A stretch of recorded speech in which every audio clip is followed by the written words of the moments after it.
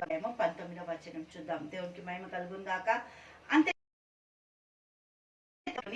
అరియోపాగు అను సభ ఎద్దకు తీసుకొని పోయి, నీవు చేయుచున్న ఈ నూతన బోధ ఏమిటో మేము తెలుసుకొనవచ్చునా? కొన్ని కొత్త సంగతులు మా చెవులో వినిపించుచున్నావు కనుక భావం ఏమిటి, వీటి భావం ఏమి మేము తెలుసుకున్న కోరుచున్నామని చెప్పిరి. దేవునికి మహిమ కలుగును గాక. అయితే పౌలు భక్తుడు ఇక్కడ 17వ అధ్యాయం అంతట్లో కూడా ప్రకటించుతుంటే, ఏథెన్స్లో ఉన్న వారందరూ కూడా వాళ్ళు ఏం చేశారంట, కలిసి కట్టి, నువ్వు మాకు చెప్పడం కాదు, మాకు ఒక సభ ఉంది, ఆ సభ దగ్గరికి రా, ఆ సభలో నువ్వు మాట్లాడు, చెప్పు, ఒకవేళ ఆ సభలో కనుక నువ్వు చెప్పగలిగితే అప్పుడు నిన్ను మేము వింటాం నీ మాటలు అని చెప్పి సభ దగ్గరికి తీసుకుపోయినంట. పౌలు భక్తుడు ఒకటే అన్నాడంట, 1 మందికైనా చెప్తా, 100 మందికైనా చెప్తా, 10 మందికైనా చెప్తా, ఎవరున్నా చెప్తా, ఏ సభ అయినా నాకు అనవసరం, నీకు చెప్పడం ముఖ్యం, క్రీస్తుని ప్రకటించడం ముఖ్యం. మీరు తెలవని దేవునికి బలిపీఠంలని కట్టిండు కదా, ఆ తెలవని దేవుడే యేసుక్రీస్తు ప్రభు అని ప్రకటన చేసి ఆ అరియోపగు ఆ సభ ఎద్దకి పౌలు భక్తుని తీసుకొని పోయి ఎంతో మంది సువార్త విన్నారు. వినిన తర్వాత కొందరు ఏమన్నారంటే చాలా కోపగించుకొని వచ్చేసారు. కొందరు ఏమన్నారంటే మేము మళ్ళీ వింటామన్నారు. కొందరు ఆయన చెప్పిన మాటలు విన్నారు. కొందరు వినండి వారి ఇష్టాల రాజ్యంగా అక్కడున్న ప్రజలందరూ కూడా ఇటు అటు చెదిరిపోయినరు. కానీ చెదిరిపోయినరేమో కానీ అందులో దేవుని కృప. కార్యాలు 17వ అధ్యాయం 32వ వచనం, మృతుల పునరుద్ధానమును గూర్చి వారు వినినప్పుడు కొందరు అపహాస్యం చేసిరి, మరికొందరు దీనిని గూర్చి నీవు చెప్పినది ఇంకొకసారి.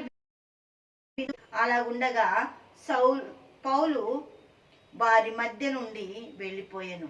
అయితే కొందరు మనుషులు అతన్ని హత్తుకొని విశ్వసించిరి.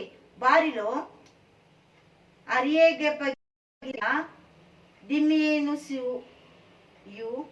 దమరి అను ఒక స్త్రీయు వీరితో కూడా మరికొందరు ఉండిరి. ఈ దమేనేసియు అనే అతను ఈ యొక్క దమరి చరిత్ర కానీ ఇక్కడ రిఫరెన్స్ ఏమి కూడా మనకు భర్తగా లేదు. కానీ దేవునికి స్తోత్రం, ఈ దమరి ఏం చేసిందంట, అందరితో పాటు వెళ్ళిపోకుండా మళ్ళీ వింటామని చెప్పకుండా దేవుని మాటలని హత్తుకుందట, అంగీకరించిందంట, క్రీస్తు కొరకు తన జీవితాన్ని అప్పగించుకుందంట, క్రీస్తులో తన జీవితాన్ని ఆమె నిలబెట్టుకుందంట. ఆమె వారి పరిస్థితులు అందరివి చూసిన తర్వాత తను ఒకటే అనుకుందంట, క్రీస్తు స్వార్థ నేను చెప్తా, క్రీస్తు కొరకు నేను బ్రతుకుతా, క్రీస్తులో నా జీవము, దేవునికి స్తోత్రం అని దేవునికి మహిమ కలుగుందాక. ఈ యొక్క ప్రాంతంలో ఉండే వాళ్ళకి సొంత తెలివి జ్ఞానము చాలా ఉందంట. అవన్నిటినీ కూడా పక్కన పెట్టేసి దమరి ఏం చేసిందంట, క్రీస్తు ప్రభుని హత్తుకుందంట, క్రీస్తు ప్రభు కొరకు తన జీవితాన్ని సమర్పించుకుందంట, క్రీస్తు రక్షణ కొరకు నిరీక్షించిందంట. రక్షణ అనుభవంలో దమరి జీవితాన్ని, ఆ ప్రాంతాన్ని ఆమె దేవునికి మహిమ కలుగుంది కాక దేవుని పాదాల దగ్గరికి తీసుకొని వచ్చేసిందంట. ఆ ఊరు ఆ ప్రాంతం అంతా కూడా దమరి అందరికీ స్వార్థ ప్రకటించిందంట. దేవునికి మహిమ కలుగును గాక. హల్లెలూయా. ఈరోజు నీ జీవితంలో ఎక్కడ దొరికినా ఎక్కడున్నా నువ్వు చెప్పడానికి ముందుకు వెళ్ళాలి. అది దేవుని యొక్క ఉచితమైన కృప. దేవునికి మహిమ కలుగును గాక. తండ్రి యేసయ్యానికి వంద స్తోత్రాలు. గొప్ప దేవ, అద్భుతకరుడా, ఆశ్చర్యకరుడా, నీకే స్తుతులు స్తోత్రాలు చెల్లిస్తున్నాం. ప్రతి కుటుంబాన్ని దీవించండి, ఆశీర్వదించండి, మీ దయచేయండి, మీ మేలు దయచేయండి ప్రభా.